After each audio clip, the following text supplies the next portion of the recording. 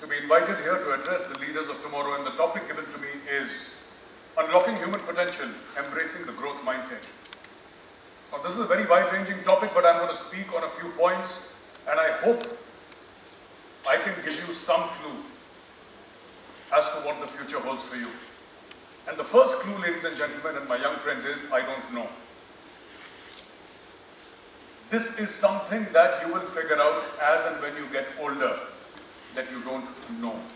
The world outside school, the world outside college, the world outside professional universities to which you will go tomorrow is a very, very different world. And my young friends, this world is not pleasant. Let me prepare you for tomorrow. What you learn here will hold you in good stead. But there are some things that you will not learn here. There are some things that life will teach you. And life is a very unforgiving teacher. So here are 2-3 things that you must understand, that you must do, that will prepare you for the future and unlock the growth mindset. So, we must all learn, whatever our age, young or old, to understand that essentially we are not simply individuals, we are brands. Think of yourself as a brand. And when you think of yourself as a brand, you will realize what you have to do to accentuate the power of that brand. So this comes in 3 parts. Number 1, education. Number 2, exposure. And number 3, experience. Education, exposure, and experience. These are the 3 E's that you must focus on throughout your life. And learning never ends. My young friends, learning never ends. You keep on building that brand. You keep on building that brand that is you. Keep on focusing on continuous improvement bit by bit. And there will be hooks along the way. You know, take a massive leap. Go deep into the horizon. You may not. That is something that you will have to decide. That is a call that you will have to take. But for the now, let me tell you what I'm saying. And I'm saying only this. Constant little improvements every day will get you there. So here's a story about the famous Indian painter. He's no more. But his example always stands out as a beacon of what we must do. You've all heard of Mr. M.F. Hussain, the famous painter, haven't you? M.F. Hussain had a habit of walking barefoot. He would never wear shoes. And he didn't care where he was going. So he has landed up at the Rashtrapati Bhavan without shoes, barefoot. He would go to a 5-star hotel, he would go to clubs. And everybody would welcome him because he was M.F. Hussain. He was a brand. But for those of you who may not reach that level of fame, because only less than 1% ever achieve that level of fame, what is your superpower? First superpower is to realize that you are unique. And when you say that you are unique, or when I say that you are unique, what I'm trying to say is that realize your own superpower. You've seen Marvel movies? You've seen Avengers, all of you, my young friends? Can Spider-Man fly? If I ask Spider-Man to fly, would he be able to fly? Is Spider-Man a failure henceforth? He's different. Superman's power is that he can fly, and Batman's power is that he's rich, and a few other gadgets, right? So, all of you have your own superpowers. Focus on that, build your brand. Having said that, let me now come to the exact things that I want you to follow and to learn. Remember one thing. People will tell you about how there should be a work-life balance. This is something, my young friends, nobody has been able to achieve. The way you succeed, and many people are going to raise their eyebrows and say that, Major, what are you saying? You know, this is not something that you need to tell young kids, but it's a fact. The harder you work, the more successful you will be. There is no shortcut. Sachin Tendulkar and Virat Kohli are not just products of talent. They are products of 30% talent and 70% hard work. Virat Kohli simply outworks everybody else. And that is the only way to succeed. There is no other way. If anybody says that you are simply so brilliant that you can lie down in the bed, wake up at 12 o'clock every afternoon and say that, hey, I'm going to be successful, you are not going to make it. You have to work every single day. So get up in the morning, make your bed, shower, have your breakfast, wear your clothes, show up to work every single day. That's how it works. Right? Now, there are other things also. So when you talk about unlocking the human potential, embracing the growth mindset, you're not going to be able to do it alone. Let me tell you this. Anybody who tells you that you can do it alone is not telling you the truth. You will need friends. You will need supporters. Have a good bunch of friends who stand with you through thick and thin. It's very important to have friends. Today, whatever little measure of success I have achieved is 99% because of my postmates. It is because of my postmates that I'm standing here in front of you, that I've been given this unique honor of being able to address you. Without my postmates, I would not have completed my training in the academy. I couldn't have done it. There were many times in the academy, and OTA can be quite terrible. There are many times when I just felt that I needed to leave. I could not cope with it any longer. It is only because of my postmates that I'm here in front of you. And I'm not saying this just because it's a nice thing to say. This is the truth. This is the truth. You must have friends to stand with you. Then, I don't have any management jargon to share with you. Life will teach you all that. Some of you will go to management school, some of you will go to the Army, Navy, or the Air Force, some of you will appear for the civil services, maybe some will become engineers, doctors. I don't know what the future has in store for you. So I'm not going to share technical stuff with you, but let me tell you 2-3 things that are extremely important. Integrity is extremely important. And that will become a huge part of your brand. That you can be trusted. That people will trust you. Your ethics, your morality. Let me give you an example. You know, Hindus worship Lord Ram, right? We read the Ramayana, we worship him. Why do we worship him? Was he the most powerful king? Did he have the largest army? Did he have the largest kingdom? Was he the wealthiest? Then why should you worship? Because he is called Maryada Purushottam. Because what is right is not always the shortest route. Because he did what was right, and that is why he will be remembered. No compromises, no shortcuts.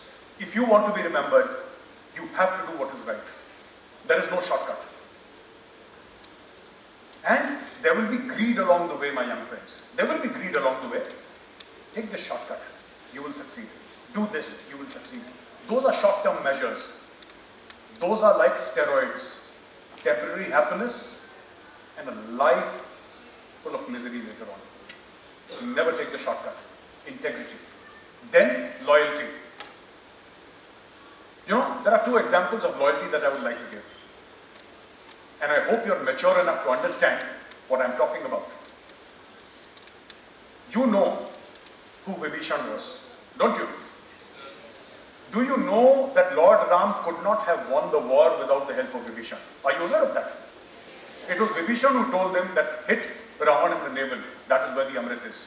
If you keep on cutting off his heads, the heads will grow back again and you will never succeed. So was Vibhishan right or wrong? Did he follow the path of Dharma or not? He did. He supported Lord Ram. But do parents name their sons Vibhishan? Think about it. Why? He's supposed to be a hero. He supported the right instead of the wrong. But if you go to the Mahabharata, there is a character in Mahabharata who was with the Kauravas, the villains. He fought on the wrong side. But he died for his friend. He died for friendship. And today, Karn, is a very popular name among boys. Am I right or not? So, here is a person who fought for dharma and he's not remembered. And then there is a person who fought for adharma and he's remembered and venerated. You must understand the difference and you must understand why this happens. So we spoke about integrity, we spoke about loyalty, we spoke about friendship. Now, I'm going to tell you about work ethic and why it is important. We spoke about hard work, right? There is this idea of constantly upgrading yourself, unlocking the growth potential. You have that growth inside you. And I'll give you an example, all right? My father was a very senior government official. And till the time I joined the academy, I had always lived in palatial houses. We had a lot of help. Palatial houses everywhere. Towns, cities, everywhere. The best that India had to offer. I was a spoiled brat and I thought for a very long time that my father's success was my success. And I was known as Mr. Arya's son. And that was my identity. Till the time I landed up at the Officers Training Academy in April 1994. 93, I beg your pardon. I landed up at the gates of the Officers Training Academy in April 1993. And that is when my world crashed. That is when I realized that the Indian Army did not care where I came from. It only cared where I was going. And the lessons taught in the academy were extremely brutal. They were extremely real life. And that made me grow from a boy into a man overnight. This will happen. Life will teach you extremely rude lessons. Life is going to teach you extremely harsh lessons. And sometimes, and I'm going to say this openly in front of all of you, my young friends, life can be extremely, extremely brutal and ugly. But the more you develop your own brand, the more you focus on integrity, the more you focus on hard work, the more you focus on loyalty, the better chances that you have of winning. There will be times when you will not succeed, and it's okay. Today, you're listening to me with rapt attention. You know, you're listening to a guy who after 2 months in the academy failed every single test that the OTA had ever devised. I failed every test. I failed all the academic tests. I failed all the physical tests. In fact, the complete DS staff was in a state of shock. They didn't know what hit them. Who saved me? My course-mates. Who saved me? The training staff, the DSs. You need good people around you because life will knock you down. You can play the educational institution card to some level. You can play it to some level. You can say, hey, my name is Gaurav Arya. I did my honors in history from St. Stephen's College. And everybody says, wow, you're a Stephanian. Amazing. We are so impressed. But the Indian Army says, yeah, sure, good. Good for you. What next? St. Stephen's College gone. The biggest single achievement of a 20-year-old gone down the drain in 5 seconds. Nobody's impressed. People are impressed with what you as an individual are. They're not impressed with what kind of family you belong to. They're not impressed with your educational qualifications. They're impressed with you as an individual. Keep on building your personal brand. That will help you unlock the growth potential. I'd also like to tell you a few other things, my friends. See, there will be times when you will almost give up. There will be times when you will say, I've had enough. There will be times when you will say that thus far and no further. You know, when I joined the academy, I could not run for more than 300, 400 meters. I couldn't do it. It was impossible for me. I was 92 kgs when I joined the academy. My waist was 38 or 40. When I went home after 5.5 months, my weight was 57 and my weight was 27. And my DS, he's currently serving Lieutenant General, told me, "Hey Gaurav, welcome to the world's most effective weight loss program. Welcome to the Indian Army." My mother and my sister could not recognize me. That is what happened. And there are times when I broke down. During the route march, 20, 30, 40 kilometers plus. And I did it. And you know why it's a big victory for me? Today, passing out of OTA is the single biggest victory for me in my life, simply because I was at the bottom of the merit table in the Officers Training Academy. Everybody had put their money against me. This guy cannot make it. And I made it. So people say, what is your biggest moment in life? I spoke at the British Parliament, you know. I was invited to the British Parliament. I've spoken at many Fortune 500 companies. I have done the best for myself that I could do, and I will do more. But I remember those dark days in OTA when I would sit in a corner and say that tomorrow I will go and submit an application and say that I want to leave OTA and I want to go back. Many of you uniformed officers here will say, what's the big deal? You know, academy is tough, sure, it's tough for everybody. But it's not as tough as you're making out to be. No, for me it was. For me, it was the end of the world.